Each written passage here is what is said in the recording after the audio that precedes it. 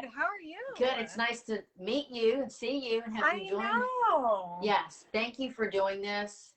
You're welcome. Yeah. You're I was welcome. just No problem. I was just saying, I was kind of killing time. I could see you were, trying to join. That, in anticipation of these, I get so excited and I'm so, I feel so happy to be able to do this and have you guys join me and then us together sharing and advocating and getting these signs and symptoms out. And so in my mind, I've thought of it as like, I get really happy to feel really sad. But I know I completely didn't think to grab a tissue. So hopefully it's not okay. too bad. No, it's okay. So. Okay, so you can hear me. I can hear you. Yeah. Okay, good. So I'll let you just, if you want to introduce yourself really quickly, and I'll let you just kind of take it from in your mind. I'm sure you have kind of like a frame of, how you want to start. So if you want to just go for it. Okay, so my name is Hannah Lemieux, and my son is Samuel. He is, 9 now, but he was 4 when he was diagnosed. So he was diagnosed in 2016. So we've been on this journey for a little while. It's not any easier in a lot of ways. It's like, there's some days you think you got it all in control, and some days I am just like, I feel like I'm brand new to this. I'm like, we're never going to get numbers to where we want them to be. And it's so crazy. But that's okay, because it is. Right? We're never going to be perfect. And there's a lot of times where I just have to for my sanity, I have to let my son be a kid. Yeah. And so sometimes we make just decisions, which I know he'll have a higher blood sugar or whatever, but so I'm going to start the premise with, this is not our first family dealing with something major and significant. Okay. So, what year was it? I don't remember what year it was now. But 3 years prior to my son, so I guess 2013, my oldest daughter, who is 3 years older than him, my son. Okay, so would your son have been what, like 1 or 2? 1? He was like 1. Yeah, like 1.5. Okay. And his sister was diagnosed with leukemia. So we're not new to like craziness. Yeah. But because of seeing all of the signs for what happened to her, kind of, I thought it would have been easier. Like when I look back at it, I think, oh, I should have spotted that things were not, I knew things weren't normal. Like, so if anything to anyone who's listening, I can say is trust your mom gut, because your mom gut never lies to you. Right. And I knew something was wrong with my son, but we're not new to craziness. And I just want to say really quickly, I don't know the story of your daughter, but my husband's mom, so my mother-in-law, Cassie's grandma, we talked a little bit about, she passed in the June before Cassie was diagnosed, and she was diagnosed with leukemia, so we're familiar. Thankfully my daughter is fine and thriving, and she's cancer free. But that's awesome. It is a roller coaster. That's amazing. So in a lot of ways that prepared us for something like, diabetes, like, sure, no problem. Why not? Just give it to us. We can take it. But with that said, it still hits you, the reality that this is, at least, I mean, I don't know. But so just all to say that we're not new. Like, this was, going through this, I think it was less traumatic because we had been through something even more traumatic. Yeah. Because that we had no idea, and there was a lot of unknown questions, and just trying to find answers, and having to deal with that whole like denial, but realizing that doctors were trying to tell you before, this is what we think it is, but your brain just doesn't go to a lot of Yeah. different places. And with that, we've seen completely different side effect or like symptoms beforehand. So you kind of get used to seeing certain things. So I think this is where being aware of so many different symptoms for things that can be zebras or horses, and trying to piece together, like as a parent, right? So as we're bringing awareness, just because it's a zebra or it sounds like a horse doesn't mean that it's a horse. It could be a zebra, or it could be some other kind of hoofed animal. Yeah. And I think that's the thing that I have seen with both my daughter and then my son being diagnosed, is that doctors often dismiss parents, especially pediatricians. I love them to pieces, and they're great and they do great work after, but often they tend to rely so much on that, oh, it's nothing. Oh, By you're the book, overreacting. maybe by their book. And they don't want to hear you as a parent. So like, I think this is where active, just being an advocate to your kid is the biggest thing that you can do. If your mom gut is telling you, or your parent gut is telling you that something is wrong, you need to get answers, because a lot of times, thankfully, our situation wasn't that doctors weren't listening. Well, they were with my daughter, but in this case, they weren't. So anyway, so that's how I want to start. No, that's fine. Yeah, no, yeah. And, I appreciate and you sharing that. The mom guilt is real, I know, with my son, because I look back and this was a long journey that could have turned out way worse. And we had symptoms way earlier than maybe some other people. And so it started off with, so my son was 4 when he was diagnosed, and it started, gosh, I want to say a few months ahead, probably. I noticed he was peeing the bed, but he's 4. Yeah. So, it just was like, okay, that's weird. Why are we, back in this? Because he was potty trained for a while, but it wasn't like uncommon for to go into course to revert back a little bit. And we were in the process of getting ready to move. So we lived in Hawaii.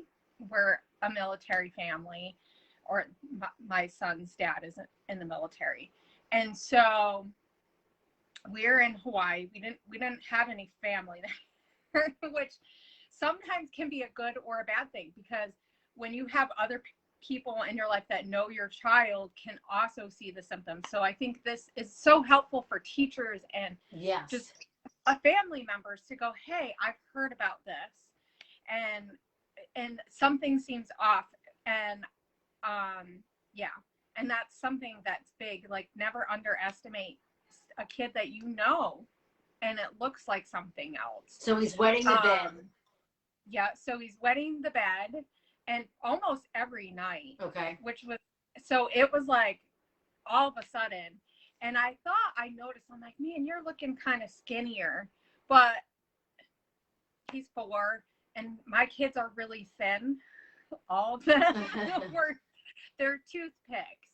So I'm like, I don't know, maybe he's growing. I'm like, well, when we move, I'm going to get him into the doctors, right? Just maybe check up on it. Just, Do you remember but it wasn't, what month this was?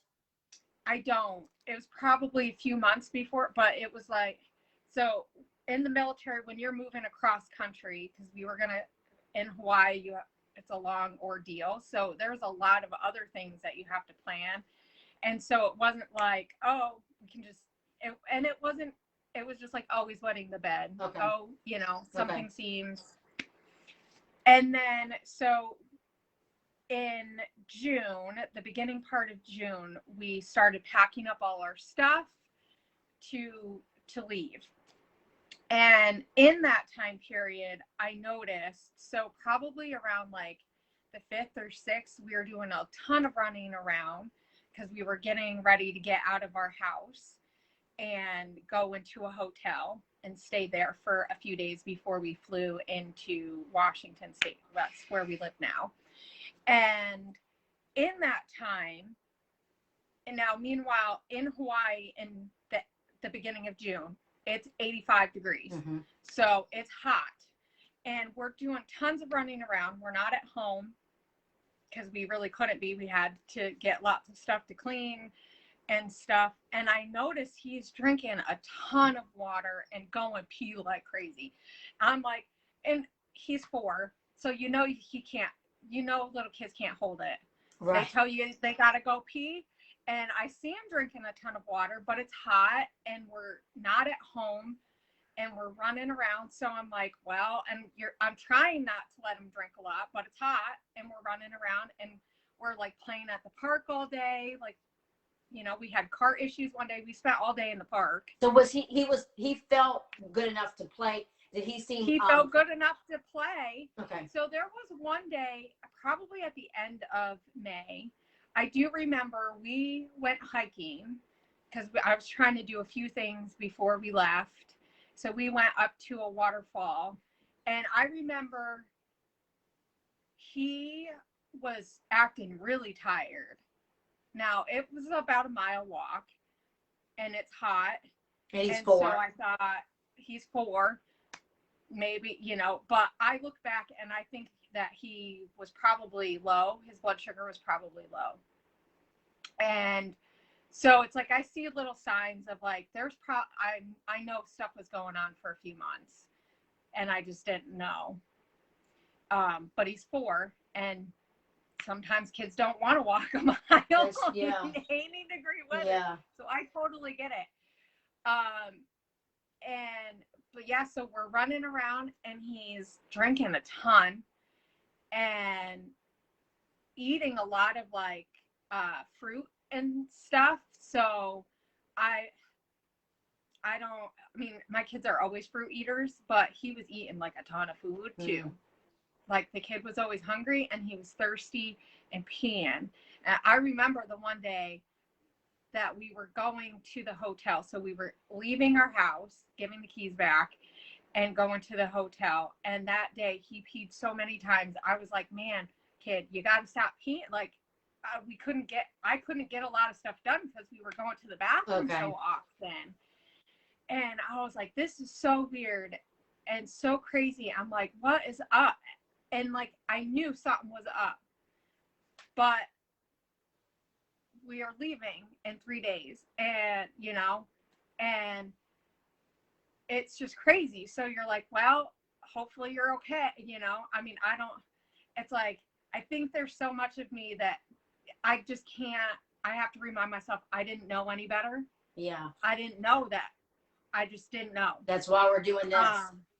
And this is why, and I think this is why I was happy when you asked me to share my story, because this is life, right? Sometimes we're moving, sometimes we're going on vacation and we think, oh, I'll just get it taken care of later. And so, and I would hate for someone to go through what I went through and wait, but then have bad outcomes, because we were so lucky. So anyway, so this is like the 6th or 7th around June. Okay. I actually went on my Facebook and Instagram and stuff because I was posting when we were leaving and stuff. So I need to get into my old phone because I want to share some pictures, and they're going to be some not crazy pictures, but just because I think it's important for people to be aware of, one, what it looks like when a kid is in DKA and in those stages, because I have a few pictures. I have one from the hospital and he looks like an orphan from Africa. Yeah. Like no joke. And it was in less than a day. He looked horrible. So around the 7th, we went to stay into the hotel. We went to Buffalo Wild Wings, and I remember because we met up with a couple of people and from my husband's work, and Buffalo Wild Wings is carb heaven. I'm pretty sure my kids, all 3 of them, got like mac and cheese, hot dogs, like they're soda because we weren't, Yeah. we're on vacation basically Right. because we were going to move.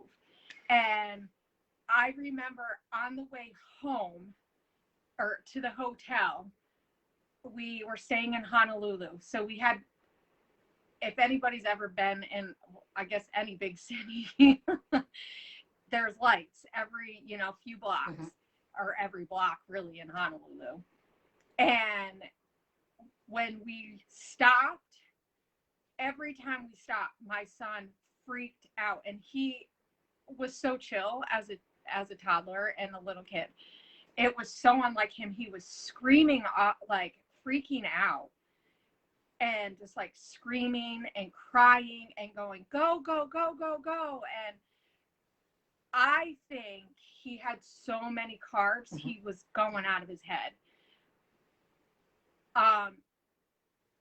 And I remember going, what's wrong, Sam? Like, it's okay, calm down. And I just think that stopping made him feel really crazy because of the movement of the car.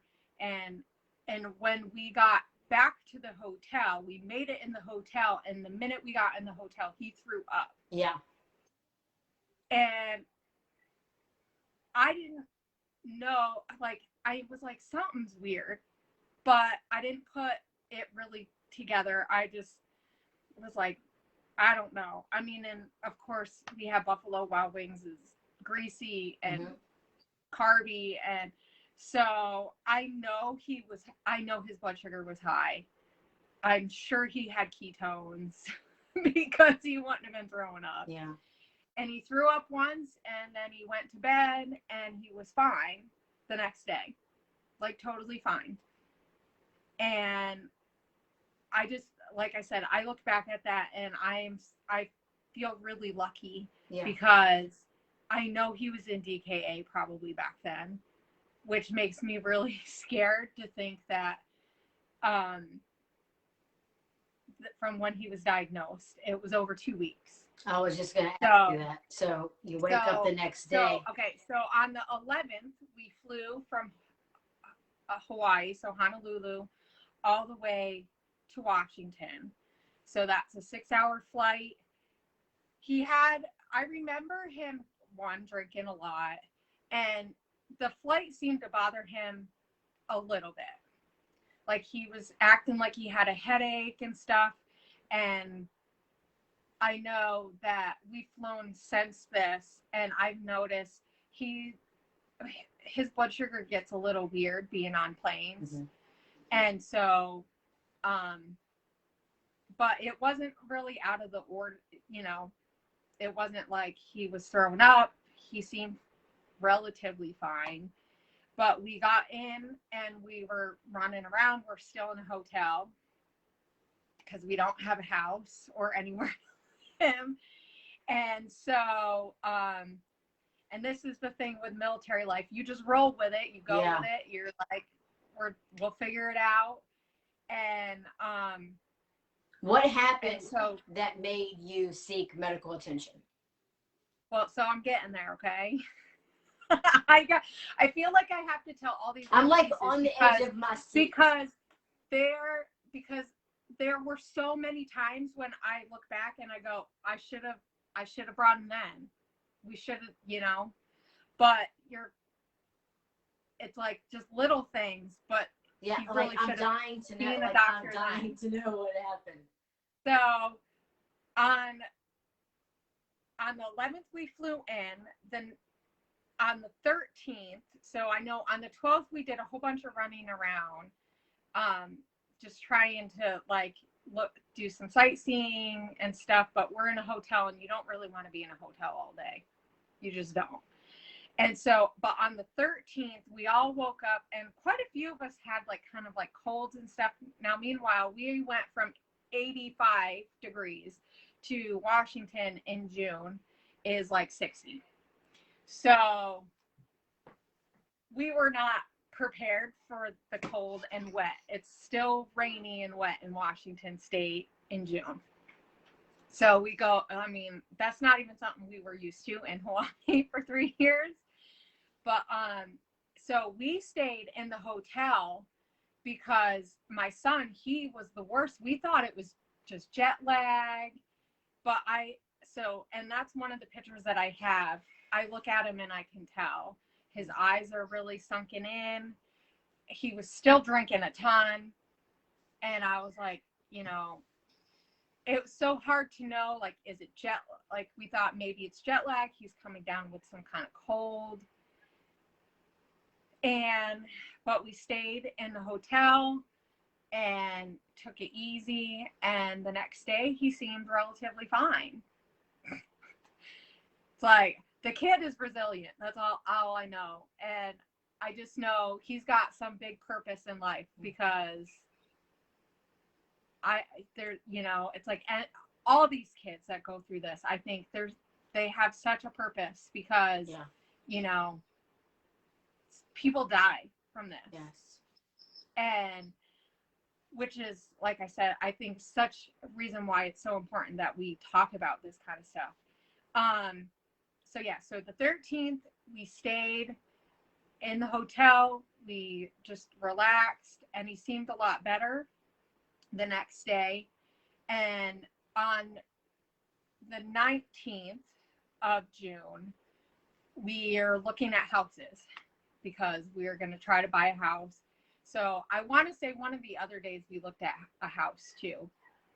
But that day we looked at 2 houses, and I remember by the end of the day, the end of when we were looking at houses, because we had a long trip, like where we are, it's kind of country to get to certain places. So we drove like a half an hour, and I remember he was like complaining about being really hungry, but then he would eat and only be able to eat a little bit and just be like, I'm not hungry anymore. And he was just more interested in drinking. Okay.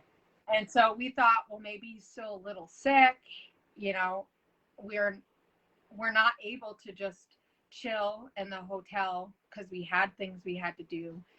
And so, but I remember getting him orange juice at McDonald's, and like he didn't look good after he had the orange juice. I know, doesn't that make your heart sink now? Yeah, it does. So we look at a house, and then we go back to the hotel, and we get to the hotel. It's around dinner time, maybe. And so he did not want to eat. And we're like, Sam, you got to eat something. At this point, he's actually not really wanting to drink. We're getting the kids showers and getting them fed. And I remember taking off his clothes to have him take a shower, and he looked like a skeleton. Like, that morning, he did not look like that. Yeah. And I'm like, honey, something is not right. I'm like, I do not feel good about this at all. We have to do something. I'm like, and my husband is a waiter by nature, which is interesting, because given our history, I will wait longer, because he'll say, well, let's wait. But in the end, even with my daughter, I was like, we have to go she has to go to the doctor. Like, and even with this, I was like, I think we need to go to the hospital or something. I was like, I don't feel right about this. Something is wrong. And I just felt it in my gut that, like, we had to go in. And he, like I said, he looked horrible. I remember feeling so bad about making him take a shower, because he just looked horrible. And he wasn't acting really horrible. He just really, but he just didn't want to eat. And at this point, like I said, he wasn't really drinking like he was, like a water, I mean, he drank so much water. We had jugs, and he would, like, I'm sure he drank over a gallon a day, which for a 4-year-old is a lot. And so, but my husband was like, well, let's try to get him to eat something and see how he does and see how he looks. And I'm like, okay. So we give him a couple of, like, the small little cuties, and he was like, well, I don't really want to eat, but he was like, I'll do it. And he ate 2 bites, and he threw up. And so we're trying to get him to drink, because he's throwing up, and he's just throwing everything up. And I'm like, hon, I'm like, I don't care. We got to take him in. I was like, he's not eating, and now he's just throwing up. I was like, something is wrong. So we take all my 2 girls, because we have 3 kids. I took the girls and him. We're in our rental car from the hotel. We had to go on post because we're in the military. So we went. Meanwhile, we get in to check in. We're having tons of problems. At this point, he's not throwing up anymore, but he looks horrible. Yeah. And I'm like, he's got to get seen right away. And they're taking their sweet old time. So I will say, anybody in this situation, call 911. I think we should have called 911 because I'm furious. Like, he could have died, and they made us wait almost an hour. Yeah. From check-in. And I was like, telling them, I was like, I'm like, he's throwing up. He can't, like, I wouldn't let him drink anymore because he was just throwing up. And I'm like, he's been throwing up. He looks horrible. I'm like, something is wrong. You need to, and the regular nurse scene. So the nurse that triaged him was like, well, maybe we'll give him some Zofran. And I'm like, but I was like, you need to get him in now. And once the regular nurse seen him, she was like, oh my gosh, like, why did they wait? And so from there, I was like, I just had something in the back of my head, and I don't know why, because I'm not really familiar with diabetes. No one in my family is type 1. But I was like, I think you should prick his finger and do a prick. And they didn't want to do it at first. And I was like, I think you should prick him and see what his blood sugar is. I don't even know what it was because it was so high that they didn't even really tell us. But they did it. They didn't get an IV right away, which kind of made me mad. Now thinking back at everything, I'm kind of mad that they didn't do. But you're in mama mode at that point, going, I need answers. Something's wrong. Let's fight. Yeah. And yeah, but the doctor, I think they took the test. The doctor came in right away, and he's like, your son has diabetes. Like, they didn't even have an IV in him when they told us. The doctor was not very good at explaining it. He's like, we're just gonna send him right up to pediatric ICU, and we're gonna take care of you.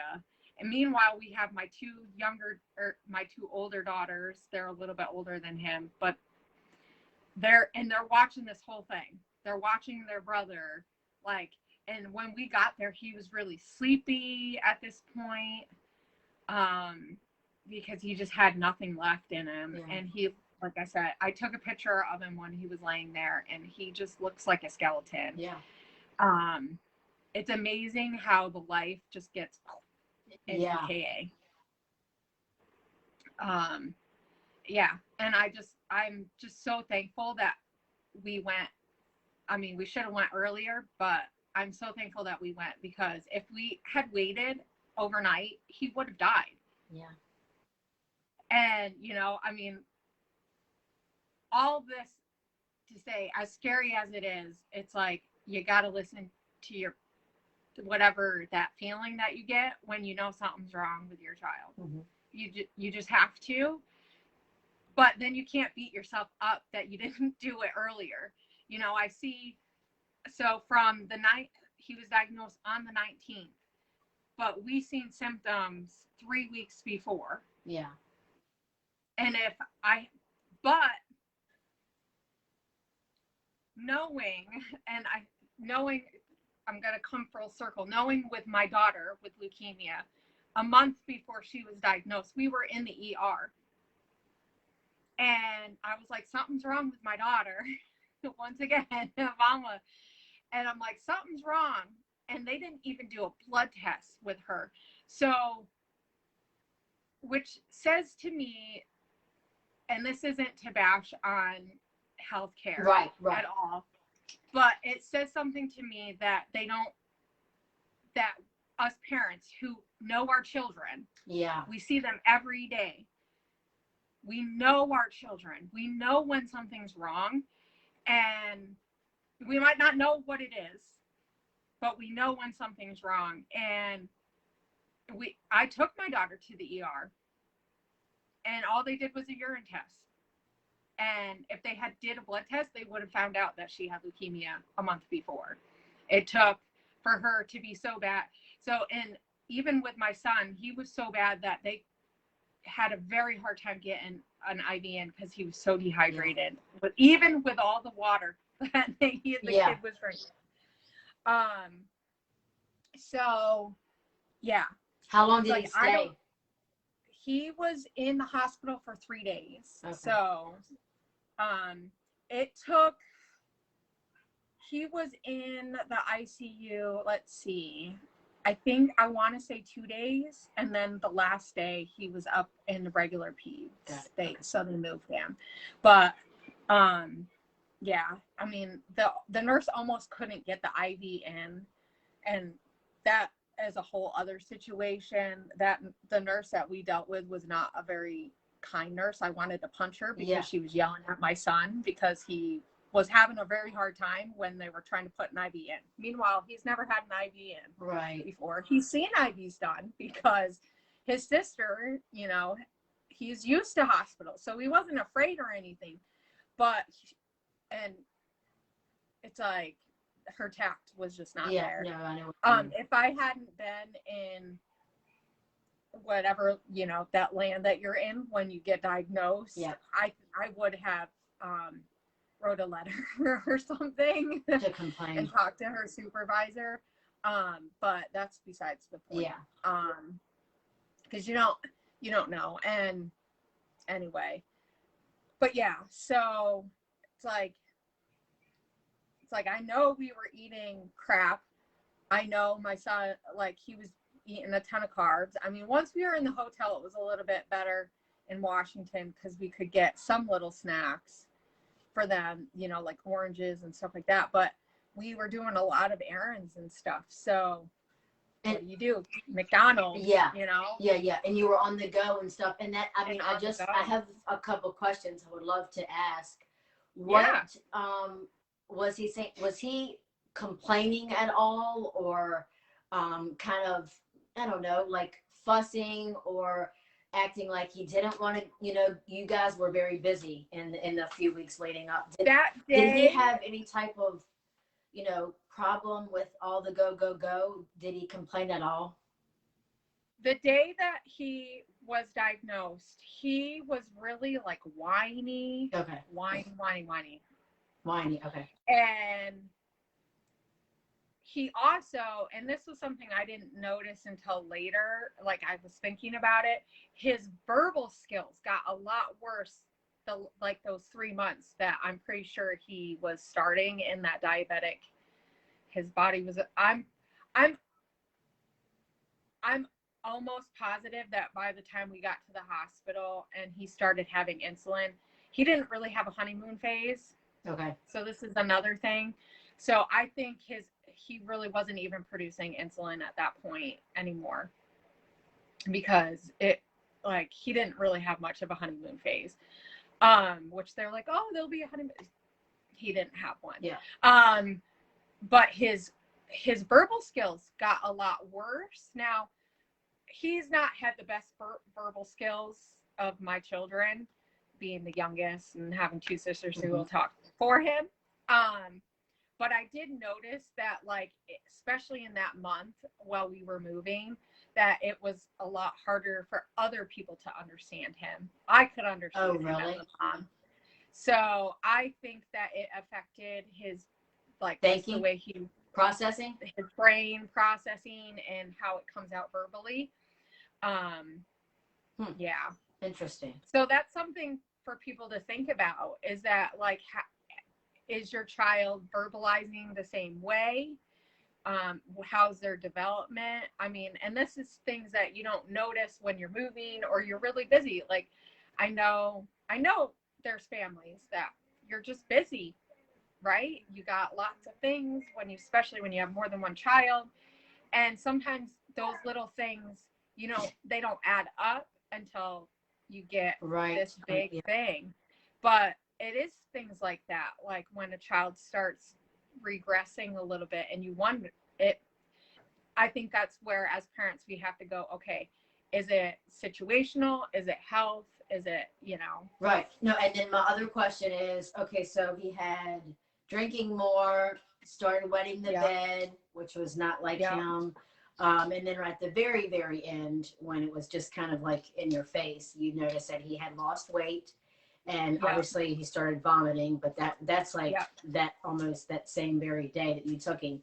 Did you notice any behavior changes leading up to while he's drinking more and wetting the bed? Did you notice any behavior changes? Yes and no.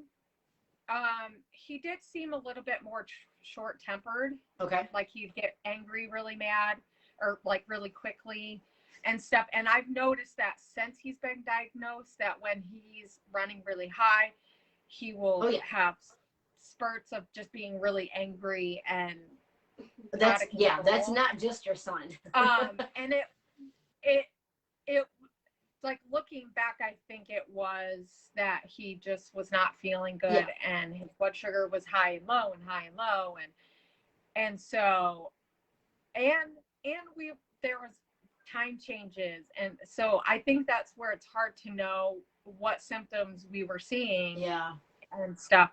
But I do think that it was harder for him to control his emotions. I mean, he's 4 though, so, and that's the other thing with the little kids. I think it is harder because sometimes you had those mood swings where they're still learning. Well, that's what I was wanting to ask you, because your son was 4, and there are other members in the group.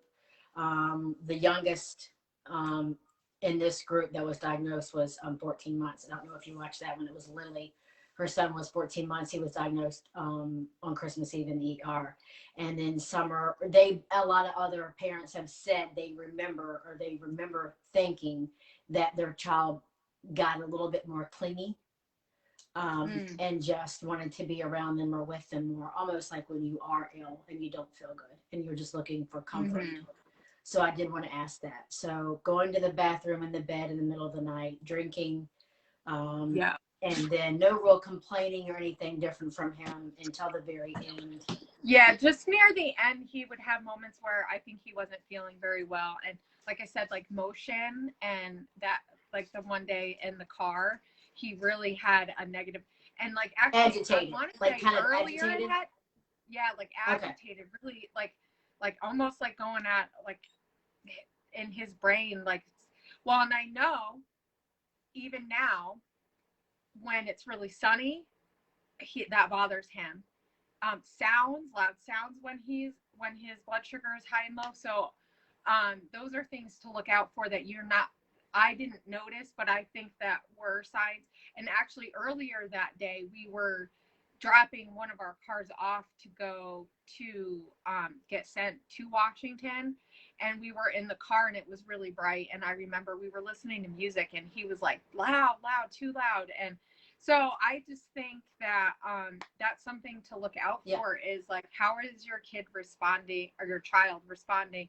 And when they're older, it's a lot easier because you can go, oh, what's wrong, and they'd be like, oh, it's really bright. And I remember him wanting to wear sunglasses a lot more, even in Washington, but he was 4, so I didn't know if it was just like, oh, this is cool, I get to wear sunglasses, type of thing. But I think the sun was bothering his eyes, and the lights, and even the lights when we were driving could have, the glare from the lights could have been like processing different, because I'm pretty sure he had a DKA moment there.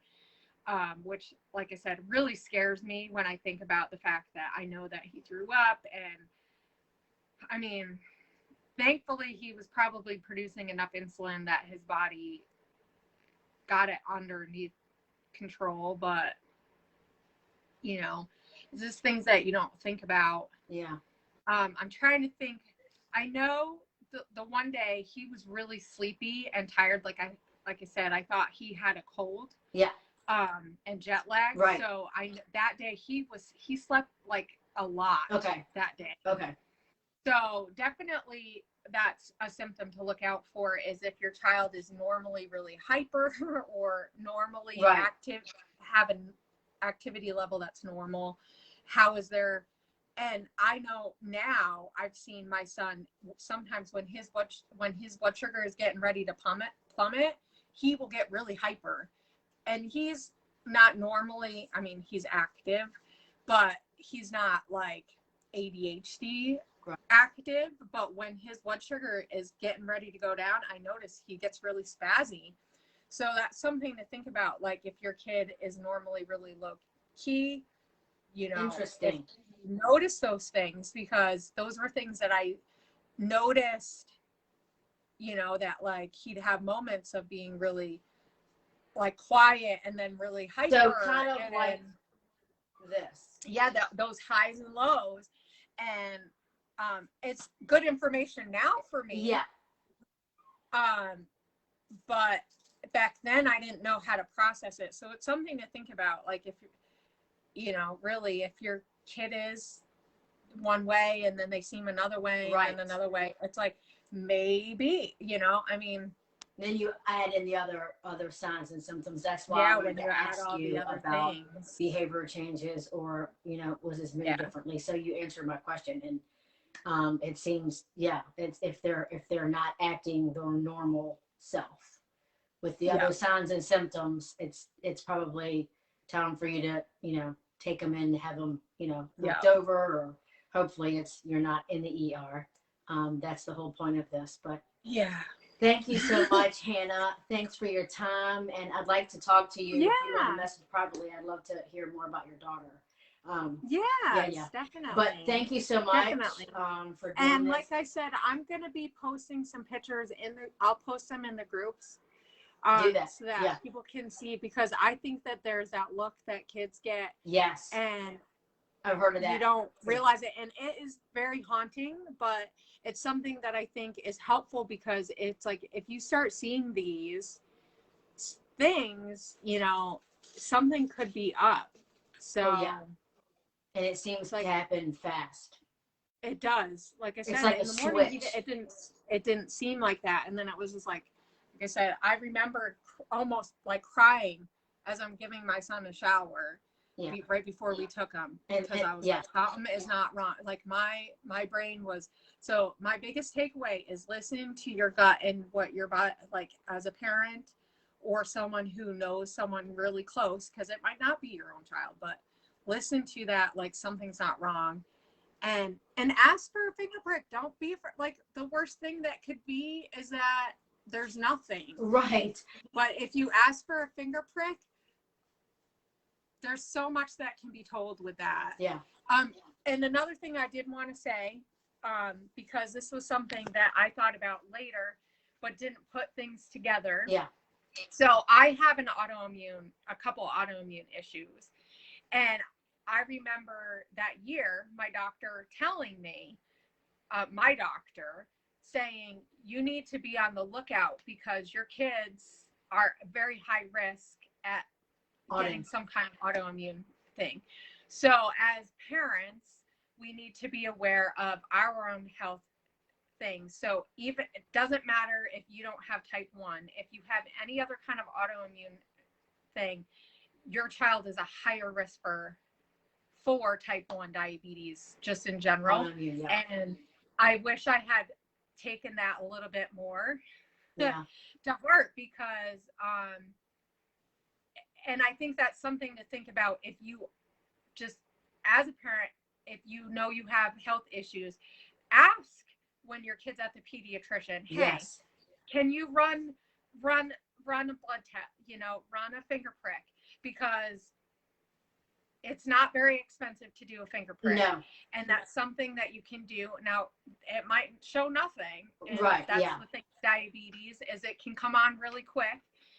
But I think knowing that sicknesses are triggers, stress are triggers, So like when I think about our family situation, we were in the process of moving, and a big move. So it was a big trigger for my son to full blown go into DKA with knowing my family history of autoimmune Yeah. issues. Yeah. Yeah. So, and being aware of that, because if you can kind of plan, I say plan. No, it's yeah, not I know like what you can mean. plan your I know kid, what you mean. but if you can be on the lookout, Aware. and knowing that you have health issues and that your children are more at risk, then you can be on the lookout for these signs, and catch it before you're, like I said, you know, there's people in some of the other groups that I've seen where they're like, I think something's wrong, and they're at the doctor's, and this is when you really have to go, you know, I don't care that you're upset that I'm asking you to do this, just, you know, because sometimes doctors will put you off. Mm-hmm. And with type 1 diabetes, you know, a week can be too long. Yeah, it's a day is 24 hours is a big deal. Yeah. So just knowing your own risk factors for what your children are is a big help. So that was one thing I wanted to say, because I think that was something I kind of had in the back of my head, because I remember him saying it, but I was like, oh, okay. Well, I already had a kid with cancer, so like you know, I'm sure nothing else. And, you know, so yeah, like, but now knowing that, I'm like, my other child, I'm like, okay, do I see it? You know? Like, oh, wow. So, yeah. Thank you again, Hannah, so much. You're I welcome. appreciate it. And I'm glad all is well and you're happy. And I'm assuming all the kids are good and happy. Yeah. I mean, he's a normal 9-year-old who sometimes wishes that he didn't have diabetes, so he didn't have to, you know, stop what he's doing. Oh, yeah. And give himself insulin before. Yep. So that's our trouble. Yes. Is having him grow into being less reliant on us to do things. I know that's and remembering that's the hard part. But yeah, let's not think. Let's just.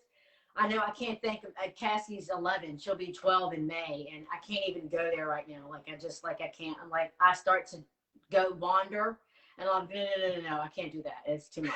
No, I can't do that. But have a good night, and if you want to obviously share this, it stays up and it'll circulate. And Cassie wants to say hi. I'm coming. She's popping in. Hi, Cassie. Hi. I'm gonna tell her story eventually one day. Yes, definitely. I'm gonna do hers. But I'd actually love to hear it from her perspective too, because you being older, a little bit older, I'm sure you remember some things, and that would be really helpful too, because I think kids don't know also that they need, you know, it's like Sam's always, this is the one thing that I love about my son, is he's always educating people. Like, I have this. That's awesome. Like, we're at the grocery store and he's telling people, I have this, and it brings on so many conversations. But it's good for kids to know that, you know, it's like, yeah, it is. This is what it is, because I grew up being young and being diagnosed with something, and if I had known other symptoms beforehand, you know, of different things, I think it helps you talk to doctors and adults so that they can understand too, like what you're feeling as, you know. Yeah. It's like we'll we do often that. I'll get Cassie to join me when I do hers. Because when she was in the ER and I was looking over at her and wondering, you know, what in the world does she think is happening? So we'll do hers probably soon. I have one Thursday. Maybe I'll do Cassie's one day next week. But thank you so much again. You're welcome. Is hopefully helping someone, and if this one of the stories makes its way to the right person, then it's even if it's just one person, that's one person that didn't know. Yep. Right. Yep. Thank you again, Cassie. You're welcome. Bye. Bye.